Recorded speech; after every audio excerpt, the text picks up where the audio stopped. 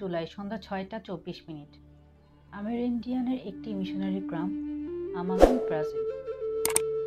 আগন্তুক এই জঙ্গলে হোঁচট খাওয়ার সময় পাদ্রি গার্সিয়া লুই বাতিস্তাকে তার মিশনের বাগানের আগাছাগুলো নিড়ানি দিয়ে উপড়ে ফেলতে অনেক বেগ পেতে হচ্ছে। আগন্তুকের পরনে একটা কালো রঙের ছেঁড়া জিন্সের প্যান্ট ছাড়া আর কিছুই নেই। এমনকি নগ্ন বুকের লোকটার পায়ে নেই কোনো জুতো। কাসাপা গাছের লতায় পা জড়িয়ে উপুড় হয়ে পড়ে গেল। লোকটা রোদে পোড়া ফর্সা ত্বকে নীল ও গাঢ় লাল রঙের ট্যাটু আঁকা। তাকে ভুলবশত স্থানীয় ইয়ানোমামা ইন্ডিয়ান গোত্রের লোক ভেবে পাদ্রি বাতিস্তা স্থানীয় ইন্ডিয়া ভাষায় স্বাগত জানিয়ে বলল, সরি, ওয়ের মিশনারিতে তোমাকে স্বাগতম বন্ধু।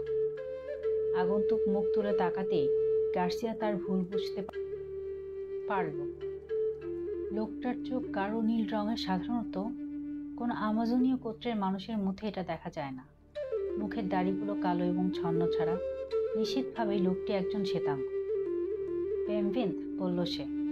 তার ধারণা লোকটা উপকূলীয় অঞ্চলের সাধারণ কৃষক শ্রেণীর কেউ হবে হয়তো, যে তুলনামূলক ভালো জীবন ও নতুন বসতির খোঁজে ঝুঁকি নিয়ে আমাজনে ঢুকেছে। তোমায় এখানে স্বাগতম বন্ধু। বেচারা যে অনেকদিন জঙ্গলে ছিল তা সহজেই বোঝা যায়। তার হাড়ের উপশুল চামড়া আর প্রত্যেকটা অস্থি দৃশ্যমান। কালো কোঁকড়ানো চুলের লোকটি সমস্ত শরীর অনেক ক্ষত। সেসব জায়গা দিয়ে রক্ত চুইয়ে পড়ছে। ক্ষতস্থানের রক্তে মাছিদের খাবারে পরিণত হওয়ায় মাছিরা আগন্তুকের চারপাশে উড়ে বেড়াচ্ছে ঝাঁক বেঁধে। আগন্তুক যখন কথা বলতে চাইল তখন শুকনো ফাটা ঠোঁটে টান লেগে তাজা রক্ত বেরিয়ে চিবুকে গড়িয়ে পড়ল। হামাগুড়ি দিয়ে গার্সিয়ার দিকে কিছুটা এগিয়ে গেল সে। মিনতি ভরে একটা হাত উঁচু করল, যদিও তার কথাগুলো বেশ জড়ানো আর অস্পষ্ট। লোকটাকে প্রথমে পাশ কাটিয়ে চলে যেতে চাইল গার্সিয়া, কিন্তু তার প্রার্থনারত ভঙ্গি তাকে যেতে দিল না। নিবেদিত প্রাণ পাদ্রী উপেক্ষা করতে পারল না এই খেয়ালি আগন্তুককে। সে কুঁজো হয়ে আগন্তুকের পায়ের কাছে বসে তাকে কোলে নিতেই বুঝতে পারল সে কতটা ওজন হারিয়েছে। একটা শিশুর থেকে বেশি হবে না। প্রচণ্ড জ্বরে পোড়া লোকটির শরীরের তাপ পাদ্রী অনুভব করতে পারল, এমনকি তার পরনে জামা কাপড় থাকা সত্ত্বেও। এসো, সূর্যের তাপ থেকে তোমায় ভিতরে নিয়ে যায়। গার্সিয়া লোকটাকে মিশনের চার্চের দিকে নিয়ে গেলে, যেটা সাদা চুনের রাস্তা পাহাড়ের গা বেয়ে শুরু হতে হতে যেন নীল আকাশে গিয়ে ঠেকেছে। বিল্ডিংয়ের অপর পাশে কিছু কাঠের বাড়ি আর গুটি কয়েক পাম পাতার ছাউনি দেয়া কুঁড়েঘরও আছে। ছন্ন ছাড়া গোছের কিছু মানুষ জঙ্গলের বেশ খানিকটা জায়গা পরিষ্কার করে ওই সব ঘর তৈরি করেছে। ওয়াওয়ের এই মিশনের বয়স মাত্র 5 বছর, কিন্তু এরই মাঝে স্থানীয় ভিন্ন ভিন্ন গোত্রের প্রায় 80 জনের মতো মানুষ জায়গাটাকে গ্রামের রূপ দিয়েছে, কিন্তু ঘরবাড়ি, ভূমি বা পানি থেকে একটু উপরে, সাধারণত যেমনটা আপালাই ইন্ডিয়ানদের মধ্যে দেখা যায়, যেখানে অন্যরা শুধুমাত্র পাম পাতা দিয়েই ওয়াওয়ে এবং টিরিওস গোত্র ঘরবাড়ি বানিয়েছে। কিন্তু মিশনের সবচেয়ে বেশি আদিবাসী ইয়ানোমামো গোত্রের, আর এরা একসাথে গোলাকৃতি ঘরে বসবাস করে, যা দেখে এদের গোত্রটিকে সহজেই চেনা যায়। গার্সিয়া হাত উঁচু করে বাগানের এক কোণে দাঁড়ানো হোনাউই নামের ইয়ানোমামো গোত্রের লোকটিকে ডাক দিল।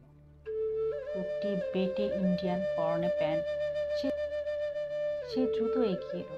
এই লোকটাকে আমার ঘরে নিতে হবে, একটু সাহায্য করো, গার্সিয়া বলল। বলিষ্ঠভাবে মাথা ঝাঁকিয়ে আগন্তুকের অপর পাশে গেল হোনাইট।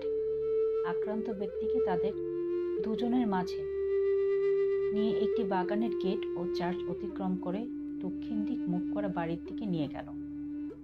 এখানে কেবলমাত্র মিশনারির বাড়িতেই একটি গ্যাস জেনারেটর আছে।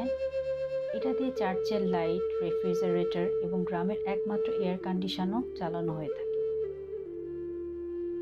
গার্সিয়া এটা ভেবে মাঝে মাঝে অবাক হয়, তার মিশনের সফলতা যতটা না প্রভু যিশুর মুক্তি দেবার ক্ষমতার উপর নির্ভর করে, তার চেয়ে অনেক বেশি নির্ভর করে চার্চের অভ্যন্তরীণ এই শীতল পরিবেশ, যেটাকে এই ইন্ডিয়ান ঐশ্বরিক কিছু একটা মনে করে থাকে।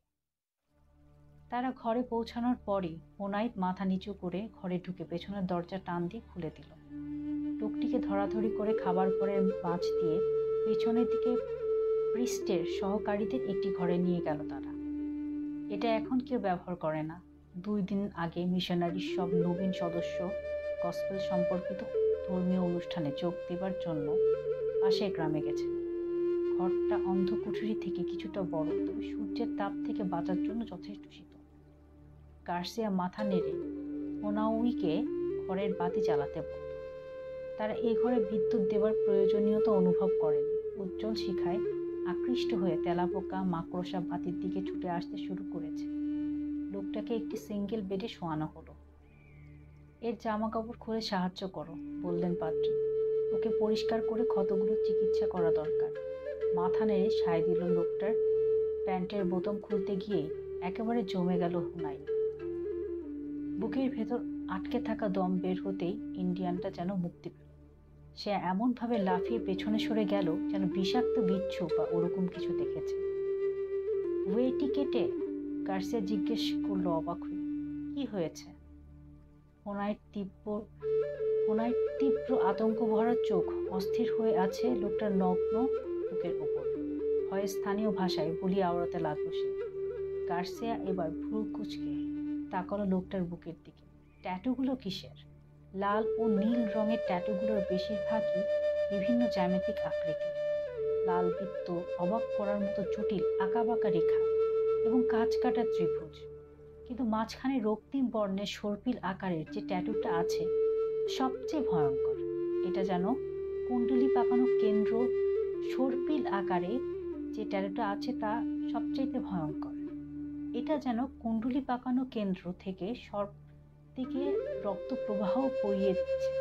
নাভির উপরে কুণ্ডলির ঠিক মাঝখানের একটি হাতের ছাপ। সাওয়ারা। হতবাক হোনাউই দরজার দিক থেকে সরে যেতে যেতে বিস্ময়ে বলে উঠল, সাওয়ারা, অশুভ আত্মা। গার্সিয়া তার সহকর্মীর দিকে নজর দিল। ভাবল লোকটা এসব কুসংস্কারের সাথে বেড়ে উঠেছে। যথেষ্ট হয়েছে, কর্কশভাবে বলল সে। এগুলো কখনোই শয়তানের কারসাজি নয়, শুধু রং। এখন আসো, আমাকে সাহায্য করো। ওনাইট ভয়ে কাঁপছে। সে আর পাদ্রির কাছে ঘেঁষল না। আগন্তুকের আর্তনাদে ভ্রু কুঁচকে থাকা পাদ্রির মনোযোগ তার দিকে নিয়ে গেল। বেচারার চোখে কোনো প্রাণ নেই, নেই কোনো কথা বলার শক্তি। গার্সিয়া লোকটার কপালে হাত দিয়ে দেখল, উফ, জ্বরে পুড়ে যাচ্ছে। পাদ্রি ঘুরে হোনাউইর দিকে ফিরল। ফ্রিজ থেকে পেনিসিলিন আর ফার্স্ট এইড কিটটা অন্তত এনে দাও। পরিত্রাণে পরিষ্কার অভিব্যক্তি ফুটিয়ে সে ওখান থেকে বেরিয়ে চলে গেল। দীর্ঘশ্বাস ফেলল গার্সিয়া। আমাজনের এই রেইন ফরেস্টের 1 দশক ধরে আছে সে। এই দীর্ঘ সময়ে প্রাথমিক চিকিৎসার জন্য প্রয়োজনীয় জ্ঞানের পাশাপাশি আরও অনেক কিছুই রপ্ত করে ফেলেছে। ভাঙা হাড়ে স্প্রিন্ট বসানো, ক্ষতস্থান পরিষ্কার করে সেখানে ব্যথানাশক ওষুধ লাগানো, জ্বরের চিকিৎসা করা, এমনকি সাধারণ কিছু অপারেশনও করতে পারে। মিশনের একজন পাদ্রী হিসেবে শুধু তার লোকজনের আত্মার অভিভাবকই নয়, একাধারে উপদেষ্টা, স্থানীয় প্রধান এবং একজন চিকিৎসকও বটে। লোকটির কাদামাটি লাগানো পোশাক খুলে একপাশে সরিয়ে রাখা হলো। পাদ্রী যতই লোকটার রোদে পোড় খাওয়া শরীরের ওপর চোখ বোলাচ্ছে, ততবার স্পষ্টভাবে বুঝতে পারল জঙ্গল কতটা ভয়ঙ্কর এবং নিষ্ঠুরভাবে তার শরীরকে হরণ করেছে। তার শরীরের গভীর ক্ষতগুলো মাছির শুককিট বয়ে বেড়াচ্ছে। স্কালি ফাঙ্গাস তার পায়ের নখগুলো খেয়ে নিয়েছে। অনেকদিন আগে সাপে কামড়ানো দাগ রয়েছে পায়ের গোড়ালিতে। কাজ করতে করতে যতই সময় গড়ালো পাদ্রী ততই বিস্মিত হলো। এই লোকটা কে? তার ব্যাপারটা কি? আশেপাশে বা দূরে কোথাও কি তার পরিবার আছে? কিন্তু তার সাথে কথা বলার সকল চেষ্টা করা মানেই দুর্বোধ্য এবং অস্পষ্ট কিছু শব্দের সাথে পরিচিত হওয়া। অনেক কৃষক যারা সুবিধাজনক বাসস্থান খোঁজার জন্য জঙ্গল পাড়ি দিয়ে থাকে, তাদের অনেককেই বেঘরে প্রাণ হারাতে হয়। কখনো ইন্ডিয়ানদের হাতে, চোর ডাকাত, মাদক বহনকারী, এমনকি ভয়ঙ্কর ক্ষুদ্র পরজীবীদের হাতে। কিন্তু মানুষগুলো বেশি মৃত্যু হয় যে কারণে, তা হলো রোগ। রেইন ফরেস্টের মধ্যে দূরবর্তী এমন জায়গাও রয়েছে যেখানে চিকিৎসক পৌঁছাতে 2 দিন লেগে যায়। সেসব জায়গায় সামান্য ফ্লুও মৃত্যু ডেকে আনতে পারে। কাঠের উপর হেঁটে আসার শব্দে গার্সিয়া দরজার দিকে তাকালো। মেডিকেল কিটের বোঝা আর এক বালতি পরিষ্কার পানি নিয়ে হোনাউই ফিরে এসেছে আরেকজনকে সাথে নিয়ে। কামালা নামের লম্বা চুলের খাটো মতো ওঝা দাঁড়িয়ে আছে হোনাউইর ঠিক পাশে। লোকটা স্থানীয় জাদুকর, যে কোনো কিছুতে শুভ বা অশুভ খুঁজে বের করতে পারদর্শী। এই প্রাচীন লোকটিকে আনতেই হোনাউই নিশ্চিতভাবে তার কাছে দৌড়ে গিয়েছিল। হায়া, গার্সিয়া লোকটিকে সম্ভাষণ করল। গ্র্যান্ডফাদার, জানো মানব গোত্রের প্রধান ব্যক্তিকে সাধারণত এভাবেই সম্ভাষণ করা হয়। কামালা কোনো উত্তর না দিয়ে লম্বা পা ফেলে আগন্তুকের কাছে গেল। তীক্ষ্ণ দৃষ্টি দিয়ে যতই লোকটিকে দেখছে ততই কামালার চোখ সরু হয়ে আসছে। হোনাউইর দিকে ফিরে পানির বালতি এবং ওষুধপত্রের বাক্সটা নামিয়ে রাখতে বলল সে। তারপর হাত দুটো শয্যাশের আগন্তুকের উপর তুলে ধরে মন্ত্র পড়া শুরু করে দিল। জাদুর চিকিৎসক। গার্সিয়া অনেক আঞ্চলিক ভাষায় পারদর্শী হওয়ার পরও কামালার উচ্চারিত একটি বর্ণ বুঝতে পারল না। কাজ শেষে কামালা স্পষ্ট পর্তুগিজ ভাষায় গার্সিয়াকে বলল, গভীর জঙ্গলের ভয়ঙ্কর আত্মা সাওয়ারা এই লোকটিকে স্পষ্ট করেছে। লোকটা আজ রাতেই মারা যাবে। মৃতদেহটা যেন সূর্য ওঠার আগেই পুড়িয়ে ফেলা হয়। কথাগুলো বলে কামালা চলে যাওয়ার জন্য ঘুরে দাঁড়ালো। দাঁড়ান, এই দাগগুলো কিসের, আমায় বলুন। এটা রক্ত পিপাসু ব্লাড জাগুয়ার প্যান আলী গোত্রের চিহ্ন। বিরক্তিপূর্ণ অভিব্যক্তি নিয়ে বলল কামালা। আগন্তুকটি তাদেরই একজন। জাগুয়ারের দাস ব্যান আলীর কাউকে কেউ কখনো সাহায্য করবে না। এর পরিণাম হবে মৃত্যু। কামালা বিশেষ এক অঙ্গভঙ্গিতে দাঁড়ালো, যেন সে খারাপ আত্মাদের বিরুদ্ধে যুদ্ধ করছে। হাতের আঙ্গুলগুলো শূন্যে ঘুরিয়ে হোনাউইকে সাথে নিয়ে চলে গেল। মৃদু আলোয় ঘরটাতে একা খুব ঠান্ডা অনুভব করলো গার্সিয়া। কিন্তু এই শীতলতা এয়ার কন্ডিশন থেকে আসছে না। গভীর জঙ্গলের ভূতগোত্রের এক ভূত প্যান আলিয়া কথা গার্সিয়া অনেক আগে শুনেছে। ভীতু কোনো ব্যক্তি কল্পনাতীত শক্তি অধিকারী হতে পারে এই জাগুয়ারের সাথে দৈহিক সম্পর্কের মাধ্যমে। গার্সিয়া তার ক্রুশে চুমুক দিয়ে এইসব অদ্ভুত কুসংস্কারকে মাথা থেকে তাড়িয়ে দিল। ওষুধ ও পানির দিকে ফিরে সে পরিষ্কার পানিতে স্পঞ্জ ভিজিয়ে লোকটিকে কাছে নিয়ে তার ক্ষতবিক্ষত ছোটে ছোঁয়ালো। খান, পাদ্রী বলল ফিসফিস করে। জঙ্গলে জীবন ও মৃত্যুর মাঝে সবচেয়ে বেশি যে জিনিসটা প্রভাবক হিসাবে কাজ করে তা হলো পানি শূন্যতা। স্পঞ্জ নিংড়ে ফোঁটা ফাটা পানি ফেলতে লাগলো লোকটির ঠোঁটে। ফেটে যাওয়া ঠোঁটের মাঝে পানি ফেলতে লাগলো। লোকটি পান করার জন্য সাড়া দিল, ঠিকই যেমন বুকের দুধ খাওয়ার কোনো শিশু দুধের বোঁটা মুখে নিতে চায়। সে চুপচুপ করে চুইয়ে আসা পানি গিলতে চেষ্টা করল। তার দম যেন বন্ধ হয়ে আসছে। পানি আর বাতাস একসাথে ভেতর নিতে পারছে না। গার্সিয়া লোকটার মাথা একটু উঁচু করে ধরল যেন পানি খাওয়ার জন্য আরো সহজ হয়। কিছুক্ষণ পরেই তার চোখ মুখ থেকে জ্বরের ঘোর কিছুটা কেটে গেল। জীবন বাঁচানো পানি যে স্পঞ্জ থেকে আসছে সেটা পাওয়ার জন্য প্রবলভাবে হাতড়ে বেড়ালো লোকটা, কিন্তু গার্সিয়া এটা দূরে সরিয়ে রাখল। দীর্ঘদিন এভাবে পানি শূন্যতা থাকার পর একসাথে এত পানি শরীরে নেওয়া স্বাস্থ্যের জন্য খারাপ। বিশ্রাম নিন, কিছুটা কোমলতার সাথে লোকটাকে বলল। ক্ষতগুলো পরিষ্কার করে সেখানে ওষুধ লাগাতে দিন আমাকে। দেখে মনে হলো না লোকটা তার কথা বুঝতে পেরেছে। পানিতে ভেজানো স্পঞ্জটা আয়ত্তে আনতে তাকে যেন সংগ্রাম করতে হচ্ছে, আর যেন এক আর্তনাদ বেরিয়ে আসছে মুখে। পাদ্রী তাকে ধরে বিছানায় শুইয়ে দিলে লোকটা দীর্ঘশ্বাস ছাড়ল। আর তখনই গার্সিয়া বুঝতে পারল লোকটা কোনো কথা বলতে পারছে না। তার কোনো জিহ্বা নেই, এটা কেটে ফেলা হয়েছে। পাদ্রীর চোখ মুখ কুঁচকে গেল। সে এমপিসিলিনের একটা সিরিঞ্জ প্রস্তুত করতে করতে সে দানবের জন্য প্রার্থনা করল যেন সেটা অন্য কোনো মানুষকে এমন হাল করতে না পারে। অ্যাম্পিসিলিনটার মেয়াদ শেষ হয়ে গেছে, কিন্তু আর সবগুলো থেকে এটাই সবচেয়ে ভালো। পাদ্রী লোকটির বাম নিতম্বে ইঞ্জেকশন দিয়ে ক্ষতস্থানে চিকিৎসার কাজে ব্যস্ত হয়ে গেল। সুস্থতা আর অসুস্থতা এই দুইয়ের মাঝেই ঘুরপাক খাচ্ছে লোকটার যাবতীয় চিন্তা ভাবনা অনুভূতি। চেতনা যখনই তাকে জাগিয়ে দিচ্ছে সে তার ফেলে রাখা পোশাকগুলো খুঁজে বেড়াচ্ছে হন্যে হয়ে। ভাবখানা এমন যেন তার পোশাক আশাক পরে জঙ্গল ভ্রমণ আবার শুরু করতে যাচ্ছে। কিন্তু গার্সিয়া বিরামহীনভাবেই তাকে চেপে বিছানার সাথে লাগিয়ে গায়ের উপর কম্বল দিয়ে দিয়েছে। সূর্য ডোবার পর রাতের অন্ধকারে জঙ্গলে যখন গ্রাস করে ফেলল, পাদ্রি গার্সিয়া বাতিস্তা বাইবেল হাতে নিয়ে লোকটার জন্য প্রার্থনা করতে শুরু করল। কিন্তু স্পষ্ট বুঝতে পারছিল তার প্রার্থনায় কাজ হবে না। মন্ত্র সাধক কামালার কথাই সত্যি, লোকটা আজ রাতেই মারা যাবে। আগন্তুক যদি খ্রিস্টান হতো তবে পূর্ব সতর্কতা হিসেবে পাদ্রি প্রয়োজনীয় ধর্মীয় রীতিনীতি প্রস্তুতি নিতে পারত। 1 ঘন্টা আগেই লোকটার কপালে তেল দিয়ে তাকে একটু চাঙ্গা করতে চাইল, কিন্তু নিষ্ফল চেষ্টা। সে জাগল না, তার ভ্রু জ্বরে পড়ছে, আর শরীরে দেয়া অ্যান্টিবায়োটিকগুলো ব্লাড ইনফেকশন সারাতে ব্যর্থ হয়েছে পুরো। লোকটা মারাই যাবে এমন মনস্থির করে পাদ্রি গার্সিয়া সারা রাত তার জন্য প্রার্থনা করতে প্রস্তুতি নিল। হতভাগার আত্মা শান্তির জন্য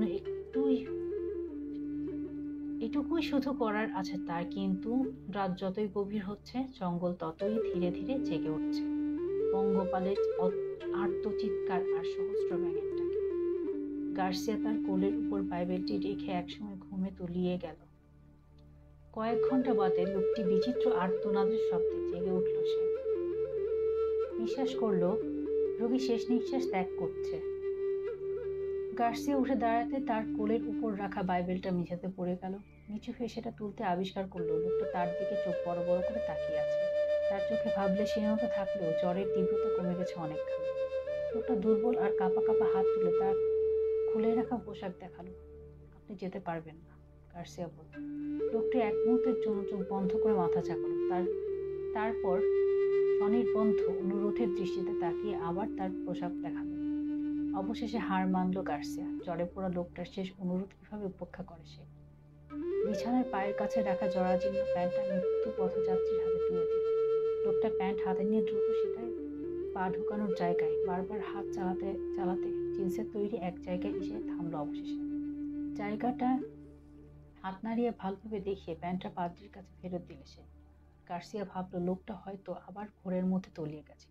আসলে সেই মুহূর্তে তার শ্বাস প্রশ্বাসও অনিয়মিত। তার বিক্ষিপ্ত হয়ে পড়তে শুরু করেছে। কিন্তু গার্সিয়া লোকটির অর্থহীন কাজটিকে আমলে নিয়ে তার দেখানো জায়গা বারবার হাত রাখল। সে অবাক হয়ে তার হাতের নিচে কিছু একটা অনুভব করলো যা জিন্স থেকে শক্ত।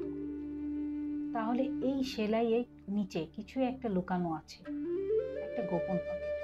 কৌতূহলী পাদ্রী একটা কাঁচি তুলে নিল ফার্স্ট এইড কিট থেকে।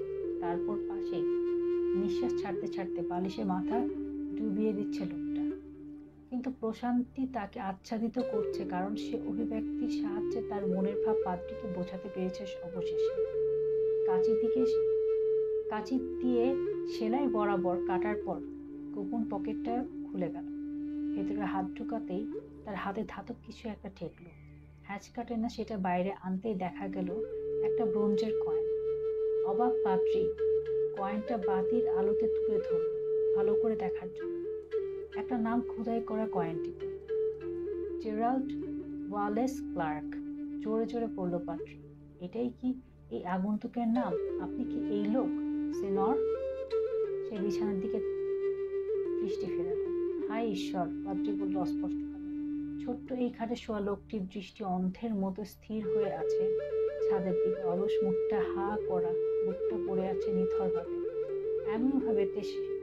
এমনইভাবে সে তার আত্মাকে বিদেহী করল। সে এখন আর আগন্তুক নেই, শান্তিতে থাকুক সিনর ক্লার্ক। কয়েনটা আবার আলোতে তুলে ধরে উল্টো দিকে ঘোরালো পাদ্রী বাতিস্তা। অপর পাশে খোদাই করা লেখাটা দেখে ভয়ে তার গলা শুকিয়ে গেল।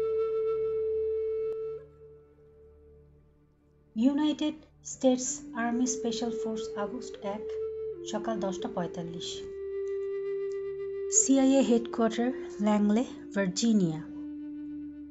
জর্জ ফিল্ডিং কলটা পেয়ে বেশ অবাক হলেন। সেন্ট্রাল ইন্টেলিজেন্সের সহকারী পরিচালক হিসেবে তাকে প্রায়ই ডেকে পাঠানো হয় বিভিন্ন বিভাগের প্রধানদের সাথে মিটিং করার জন্য। কিন্তু ডিরেক্টরের এনভায়রনমেন্টাল সেন্টার ডিইসি এর প্রধান মার্শাল ও ব্রেইনের মতো মানুষের কাছ থেকে কোনো তাৎপর্যপূর্ণ কল পাওয়াটা সত্যি অস্বাভাবিক। ডিইসি 1997 সালে ইন্টেলিজেন্স কমিউনিটির একটি শাখা হিসেবে প্রতিষ্ঠা করা হয়, যে শাখাটি পরিবেশ বিষয়ক কর্মকাণ্ড পরিচালনা করার জন্য নিয়োজিত আছে। তার রাজত্ব চলাকালীন এখন পর্যন্ত এটাই প্রথম কোনো প্রায়োরিটি কল। খুব তাৎপর্যপূর্ণ তাহলে। ন্যাশনাল সিকিউরিটির খুব জরুরি পরিস্থিতি মোকাবেলার জন্য এই ধরনের আয়োজন সংরক্ষণ করা হয়েছে। কিন্তু ওল্ডবার্ট ডাকনামের মার্শাল ওব্রেইনকে এমন কি বা খুঁচিয়ে দিল যে তাকে এ ধরনের মিটিংয়ে ডাকতে হচ্ছে? হলওয়ে দিয়ে লম্বা লম্বা পা ফেলে দ্রুত হাঁটতে লাগলো ফিল্ডিং। এই হলটা আসল হেডকোয়ার্টার এবং নতুন হেডকোয়ার্টারকে সংযুক্ত করেছে। নতুন নতুন অনেক সুযোগ সুবিধা যুক্ত হয়েছিল 80 দশকের শেষের দিকে। সেবার অনেকগুলো শাখা খুব দ্রুতই গড়ে উঠেছিল। টিইসি সেই শাখাগুলোরই একটা। দীর্ঘ প্যাসেজটা দিয়ে হাঁটার সময় ফ্রেমে বাঁধানো সারি সারি পেইন্টিংগুলো চোখে পড়ল ফিল্ডিংয়ের। সিআইএর স্ট্র্যাটেজিক সার্ভিসটি যেন দ্বিতীয় বিশ্বযুদ্ধেরই প্রতিচ্ছবি। দেয়ালে ছবিগুলো অতীতে নিয়ে গেল জর্জ ফিল্ডিংকে। এই সময় সিআইএর স্ট্র্যাটেজিক সার্ভিসের প্রধান ছিলেন মেজর জেনারেল ডোনোভান। আর এই গ্যালারিটি তারই ছবিতে ভরা। ফিল্ডিংয়ে বর্তমানের বয়স যদিও একদিন জায়গা করে নেবে এই দেয়ালে, আর ফিল্ডিং যদি তার তাসের চালটা ঠিকমতো দিতে পারে, তবে ডিরেক্টর পদের স্বপ্ন দেখাটা অবান্তর হবে না। এসব চিন্তা করতে করতেই নিউ হেডকোয়ার্টারের বিল্ডিংয়ে ঢুকে পড়ল ফিল্ডিং। অসংখ্য স্টাফ দেখতে দেখতে প্রধান দরজা পার হতেই এক সেক্রেটারি মহিলা স্বাগত জানালো তাকে। ফিল্ডিং ঢুকতেই উঠে দাঁড়ালো সে। ডেপুটি ডিরেক্টর মিস্টার ওব্রেইন তার অফিসে আপনার জন্য অপেক্ষা করছেন। সেক্রেটারি এক সারি মেহগনি কাঠের দরজার দিকে এগিয়ে গিয়ে একটার সামনে দাঁড়িয়ে সেটাই টোকা দিয়ে দরজা খুলে দিল। আপনাকে ধন্যবাদ। ভেতরে পিপ করে একটা শব্দ হলো। ডেপুটি ডিরেক্টর ফিল্ডিং, এখানে আসার জন্য আপনাকে ধন্যবাদ, গম্ভীর কণ্ঠে জানাতো মার্শাল ওব্রেইন। নিজ চেয়ার ছেড়ে উঠে দাঁড়ালেন। রূপালী ধূসর বর্ণের চুলের দীর্ঘকায় লোকটিকে বিশাল এক্সিকিউটিভ টেবিলে বামনের মতো লাগে। তিনি হাত দিয়ে একটা চেয়ারের দিকে থাকে লোকটি, ভাবল ফিল্ডিং। সবসময় কাজের কথাই থাকে লোকটি, ভাবল ফিল্ডিং। বছর চারেক আগে সিআইএর ডিরেক্টর পদে মার্শাল ওব্রেইনের অধিষ্ঠিত হওয়া নিয়ে কানাঘুষো চলছিল। বিল্ডিংয়ের ডেপুটি হওয়ার আগে ব্রেইনই ছিল এই ডেপুটি পদে, কিন্তু তার তীক্ষ্ণ বিচক্ষণতার আগুনে অনেক সিনেটকেই পুড়তে হয়েছিল। ভালো মন্দ বিচার করার প্রজ্ঞা তাকে এমন জায়গায় নিয়ে গিয়েছিল যে তার আর পেছনে ফেরার সুযোগ ছিল না। ব্যাপারটা ওয়াশিংটনের রাজনীতির মতো নয়। সিআইএর ডিরেক্টর করার পরিবর্তে তাকে এনভায়রনমেন্টাল সেন্টারের জৌলুসপূর্ণ ডিরেক্টরের এমন একটি পদ দেওয়া হলো যেখানে বসে শুধু আওয়াজই তোলা যায়। আজকের এই ডাক হতে পারে তার পদ থেকে গুরুত্বপূর্ণ কিছু খুঁজে বের করা বিষয়ক, যা দিয়ে তিনি তার দৌড়ে টিকে থাকার চেষ্টা করছেন। এই বিষয়ে আজকেই এই ডাক? বসে পড়ে জিজ্ঞেস করলে ফিল্ডিং। নিজের চেয়ারে বসে পড়ে ওব্রেইন ডেস্কের উপর রাখা ধূসর বর্ণের একটি ফোল্ডার খুললেন। ফিল্ডিং লক্ষ্য করল এটা কোনো ব্যক্তির তথ্যাবলী। বুড়ো লোকটা তার গলা পরিষ্কার করলেন। 2 দিন আগে ব্রাজিলের মানাউসে পররাষ্ট্র মন্ত্রণালয়ের এক আমেরিকানের মৃত্যু সম্বন্ধে তথ্য পাঠানো হয়েছে। মৃত ব্যক্তিকে স্পেশাল ফোর্সের চ্যালেঞ্জ কয়েনের মাধ্যমে শনাক্ত করা হয়েছে। ফিল্ডিং ভ্রু কুঁচকাল। মিলিটারির বিভিন্ন পর্যায়ে চ্যালেঞ্জ কয়েন বহন করা হয়। এগুলো ঐতিহ্য বহন করার চেয়ে কাউকে শনাক্ত করার কাজেই ব্যবহৃত হয় বেশি। এগুলো আমাদের কি কাজে আসবে? লোকটি শুধু স্পেশাল ফোর্সের সাবেক সদস্যই ছিল না, তিনি আমার একজন সক্রিয় সদস্যও ছিলেন। Agent Gerald Clark. বিস্ময়ে ফিল্ডিংয়ের চোখ পিটপিট করে উঠল। ওব্রেইন বলতে লাগলো, এজেন্ট ক্লার্ককে একটি রিসার্চ টিমের সাথে ছদ্মবেশী রূপে পাঠানো হয়েছিল। গোল্ডমাইন ব্যবহারের ফলে পরিবেশের উপর যে খারাপ প্রভাব পড়ে সেটা তদন্ত করা এবং আমাজনের মধ্য দিয়ে বলিভিয়া এবং কলম্বিয়ায় যে কোকেন পাচার হয় সে সম্পর্কে তথ্য সংগ্রহ করাই ছিল তার প্রধান কাজ। ফিল্ডিং তার চেয়ারে দৃঢ়ভাবে বসে বলল, তাকে কি খুন করা হয়েছে? আর এটাই কি মূল ঘটনা? না, 6 দিন আগে গভীর জঙ্গলের এক গ্রামের মিশনারিতে জ্বর ও রোদে পুড়ে আধমরা অবস্থায় সে হাজির হয়। মিশনারির প্রধান তাকে সরানোর চেষ্টা করেছিল, কিন্তু কয়েক ঘন্টার মধ্যেই তার মৃত্যু হয়। সত্যিই ট্র্যাজেডি, কিন্তু এতে ন্যাশনাল সিকিউরিটির নাক গলানোর কি আছে? কারণ 4 বছর ধরে এজেন্ট ক্লার্ক নিখোঁজ ছিলেন। ওব্রেইন একটা ফ্যাক্স করা নিউজ পেপারের আর্টিকেল তার দিকে ঠেলে দিলেন। অনিশ্চয়তার সাথে ফিল্ডিং আর্টিকেলটা তুলে নিল। 4 বছর! আচ্ছা, মার্চ 20। হারিয়ে যাওয়া শিল্পপতি ডক্টর কার্ল ওয়াল্ট তার 30 সদস্যের আন্তর্জাতিক গবেষণা দল ও গাইডদের খোঁজার জন্য দীর্ঘ 3 মাস ধরে গভীর তল্লাশি চালানোর পর অনুসন্ধানকারী দলটিকে তাদের অনুসন্ধান স্থগিত করতে বলা হয়েছে। আমেরিকান ন্যাশনাল ক্যান্সার ইনস্টিটিউট ও ব্রাজিলিয়ান ইন্ডিয়ান ফাউন্ডেশন এর যৌথ উদ্যোগের এই টিমের ভাগ্যে কী ঘটেছে তা বোঝার মতো কোনো চিহ্ন না রেখেই জঙ্গলে নিখোঁজ হয়ে গেছে। বছরব্যাপী এই গবেষণার মূল উদ্দেশ্য ছিল আমাজন বনে আদমশুমারির মাধ্যমে সেখানে ইন্ডিয়ান ও অন্যান্য গোত্রের মানুষের সঠিক সংখ্যা নিরূপণ করা। যাই হোক, মানাউসের জঙ্গল নগরী ত্যাগ করার 3 মাস পর তাদের নিত্য সংগৃহীত তথ্যাবলী রেডিওর মাধ্যমে পাঠানো হতো। হঠাৎ করেই তা বন্ধ হয়ে যায়। ব্যর্থ হয় তাদের সাথে যোগাযোগের সব প্রচেষ্টা। তারা সর্বশেষ যেখানে অবস্থান করেছিল সেখানে রেস্কিউ হেলিকপ্টার ও স্থলভাগের অনুসন্ধান টিমও পাঠানো হয়েছিল, কিন্তু একজনকেও পাওয়া যায়নি। তার 2 সপ্তাহ পর নিখোঁজ টিমের কাছ থেকে উদ্বেগ সৃষ্টিকারী সর্বশেষ মেসেজটি পাওয়া যায়, সাহায্য পাঠাও, বেশি সময় টিকতে পারছি না, ওহ ঈশ্বর, ওরা আমাদের চারপাশ ঘিরে ফেলেছে। এরপর টিমটি গভীর জঙ্গলে সম্পূর্ণ নিশ্চিহ্ন হয়ে যায়।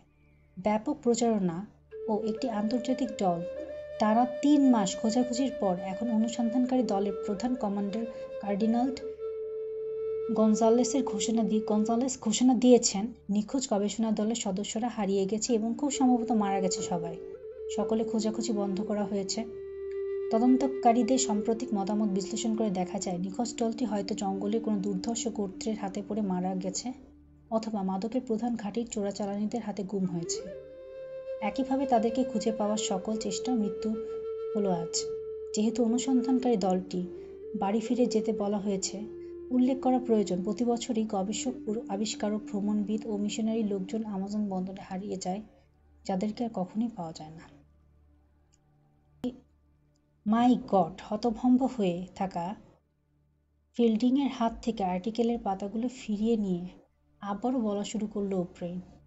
গায়েব হওয়ার পর অনুসন্ধানকারী দল বা আমাদের কারোর সাথে তাদের কোনো যোগাযোগ হয়নি। এজেন্ট ক্লার্ককে মৃত হিসেবে তালিকাবদ্ধ করা হয়েছিল, কিন্তু আমরা কি নিশ্চিত এই লোকটাই আমাদের সেই লোক? ওব্রেইন ছাড়া দিল। ডেন্টাল রেকর্ড এবং ফিঙ্গারপ্রিন্ট মিলে গেছে।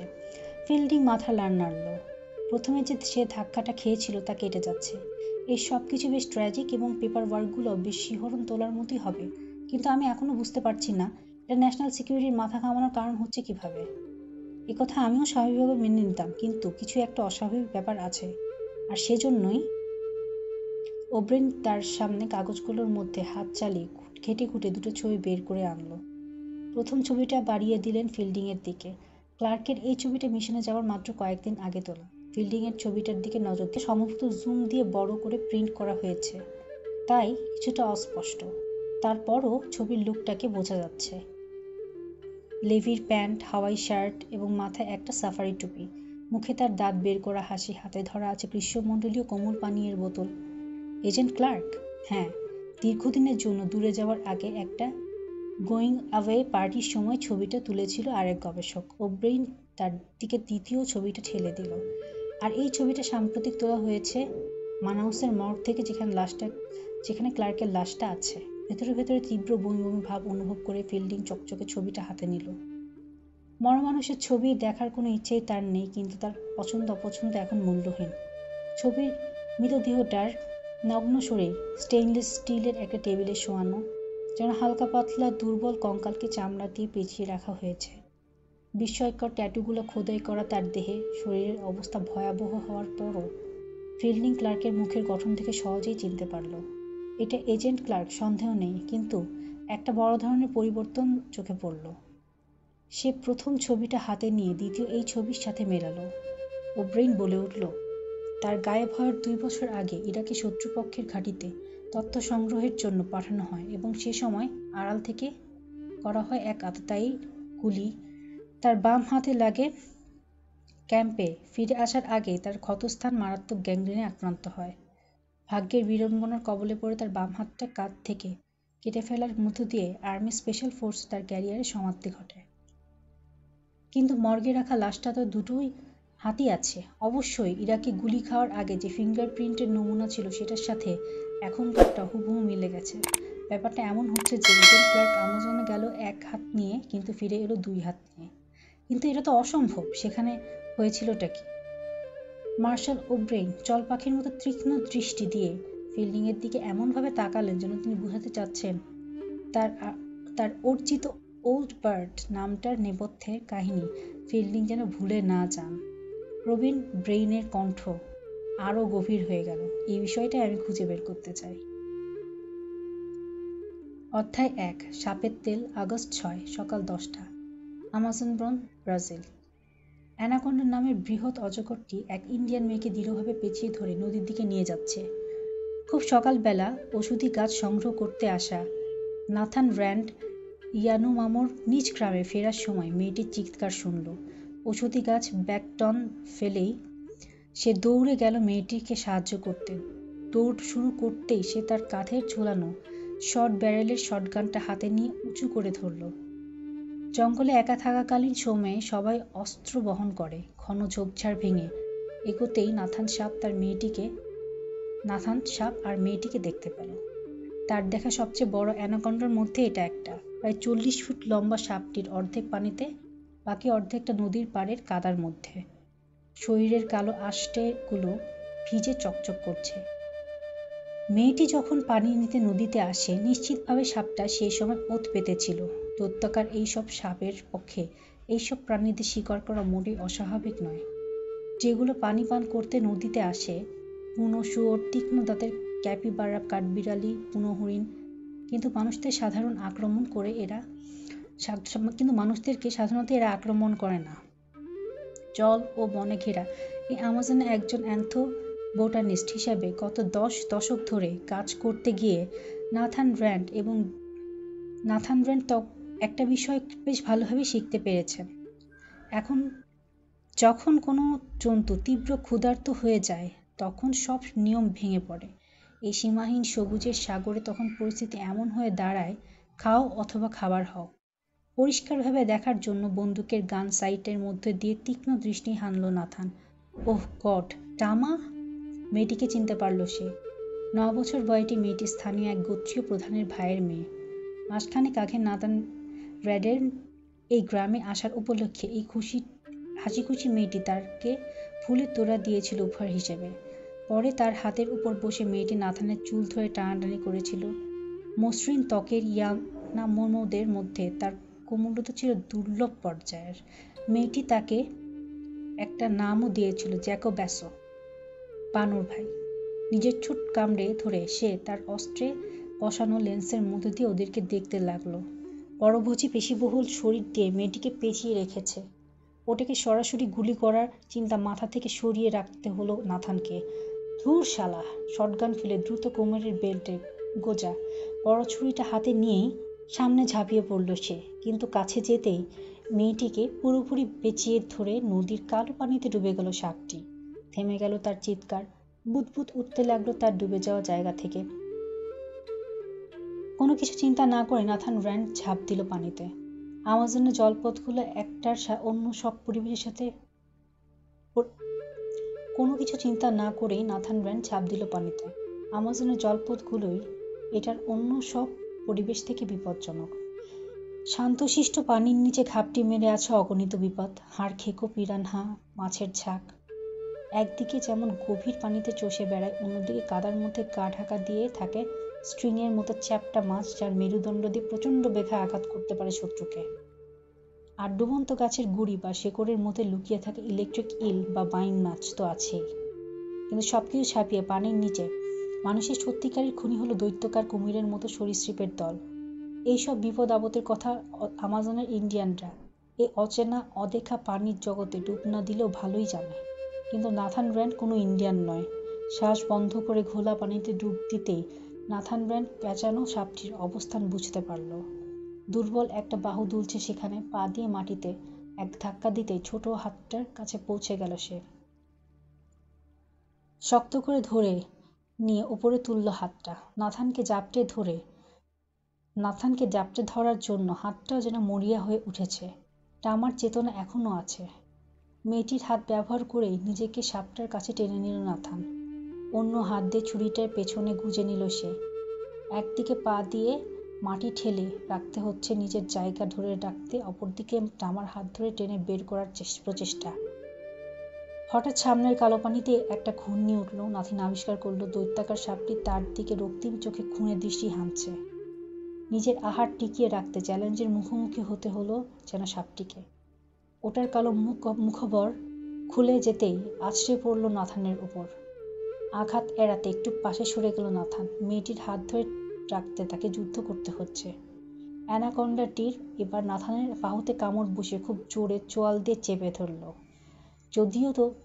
যদিও এটার কামড় বিষাক্ত নয়, কিন্তু হাতে যে অস্বাভাবিক চাপ পড়েছে তাতে তার কবজি ভেঙে যাওয়ার উপক্রম হলো। পাহাড় সমান ভয়ে তার তীব্র ব্যথা উপেক্ষা করে নাথান আরেকটা হাত দিয়ে ছুরি ঘুরিয়ে এনে সোজা তাক করল সাপটির চোখ বরাবর। একেবারে শেষ মুহূর্তে বিশাল অ্যানাকন্ডাটি নাথানকে পেঁচিয়ে ধরে নদীর তলায় নিয়ে কাদার মধ্যে চেপে ধরল। মাংসপেশির সহ্য ক্ষমতার প্রায় 400 পাউন্ড চাপের ফাঁদে আটকা পড়তেই নাথান মনে হলো তার ফুসফুস ফেটে বাতাস বের হয়ে যাবে। সে লড়ে যাচ্ছে সাপের সাথে, কিন্তু নদীর পিচ্ছিল কাদার মধ্যে ধরার মতো কিছুই পেল না।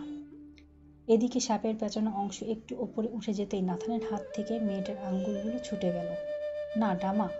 সে হাত থেকে ছুরিটা ছেড়ে দিয়ে সর্বশক্তি প্রয়োগ করে নিজেকে সাপটার বিশাল দেহ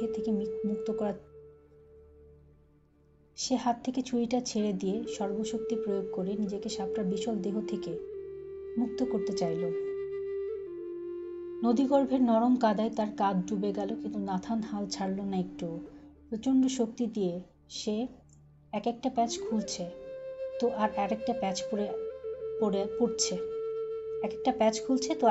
পড়ছে। তার বাহুগুলো যেন আর চলে না। একটু বাতাসের জন্য তার ফুসফুস চিৎকার করে ওঠে। ঠিক এই মুহূর্তে নাথান বুঝতে পারল তার এমন বিপদে পড়াতে অবাক হওয়ার কিছু নাই, কারণ সে জানত তার ভাগ্য তাকে এমন দণ্ডই দিয়ে রেখেছে। এটাই তার নিয়তি, তার পরিবারের অভিশাপ। বিগত 20 বছরে তার বাবা মাকে এই আমাজন বন গিলে খেয়েছে। তার বয়স যখন 11, তার মা এই জঙ্গলের অজানা এক জ্বরে ঘায়েল হয়ে মিশনারির এক ছোট্ট হাসপাতালে মারা যায়। তারপর 4 বছর আগে তার বাবা জঙ্গলে অদৃশ্য হয়ে যায় একেবারে সবার অগোচরে। বাবাকে হারানোর কষ্টের কথা মনে উঠতে নাথানের বুকে ক্রোধের আগুন জ্বলে উঠল। অভিশাপ হোক আর যাই হোক, সে তার বাবার পদাঙ্ক অনুসরণ করতে চাইল না মোটে, কিন্তু সেটার চেয়ে বেশি গুরুত্বপূর্ণ হলো টামাকে হারানো। নাথান পা দিয়ে অ্যানাকন্ডার বিশাল দেহটা একটু ঠেলে দিল। এক মুহূর্তের জন্য মুক্ত হতে পা দোলাতে লাগলো উপরে ওঠার জন্য। এদিকে গোড়ালি পর্যন্ত পা ডুবে গেছে কাদায়। ফুসফুসের আটকে পড়া বাতাসটুকু বের করে দেওয়ার জন্য ছটফট করছে নাথানের বুক। আর একটা ধাক্কা দিতে সরসর করে মাথাটা পানির উপরে তুলতে পারল। মুক্ত বাতাসে বুক ভরে শ্বাস নিয়ে আমাজনের এই কালো পানিতে আবারও ডুব দিল সে। এবার সাপটার সাথে সরাসরি কোনো যুদ্ধে গেল না। একটা হাত বুকের সাথে শক্ত করে ধরে রেখে পেছনে অংশ ঢুকে গেল। শ্বাসরোধ করার জন্য আরেকটা হাত দিয়ে সাপটার গলা বরাবর দিল এক প্যাঁচ। বেশ কাজ হলো এতে।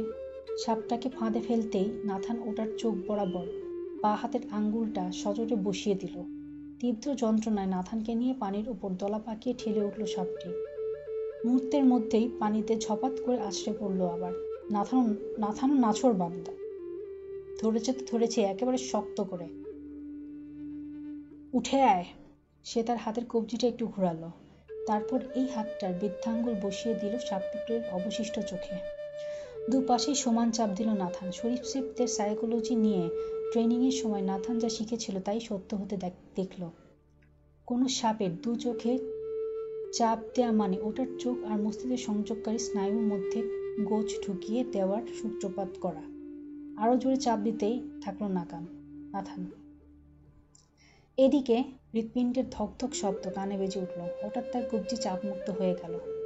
সাপটি নাথানকে এত দ্রুত আর এত জোরে নদীর পাড়ে ছুঁড়ে মারল যে তার শরীরের উপরের অংশ গিয়ে আছড়ে পড়ল কাদায়। মাথা ঘুরে একটু এদিক ওদিক দেখতেই কাদার মধ্যে উপর হয়ে থাকা আবছা কিছু একটা চোখে পড়ল যুদ্ধজয়ী নাথানের। টামা!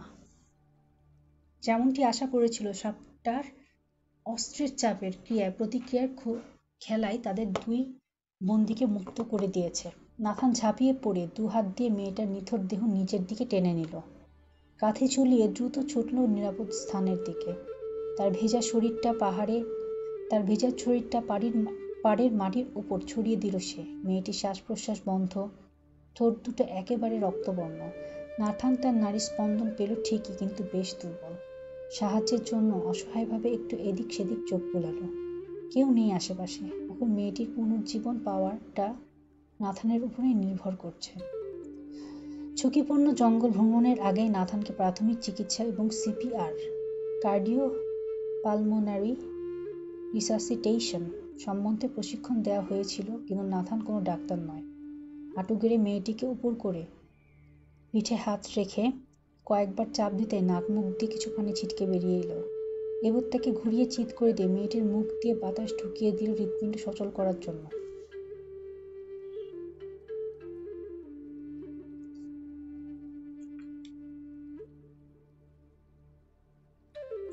ঠিক এই মুহূর্তে মধ্যবয়সী এক ইয়ানোমামা মহিলা জঙ্গল থেকে বের হয়ে এলো। আর সব ইন্ডিয়ানদের মতোই তার উচ্চতাও ছিল 5 ফুটের নিচে। গতানুগতিক পাটি-ছাট চুল, কানে পালক ও বাঁশের তৈরি দুল। সাদা চামড়ার একজন মানুষকে ছোট একটা বাচ্চার উপর ঝুঁকে থাকতে দেখে মহিলার চোখ বড় বড় হয়ে গেল। নাথান জানতো ব্যাপারটা দেখতে কেমন লাগবে।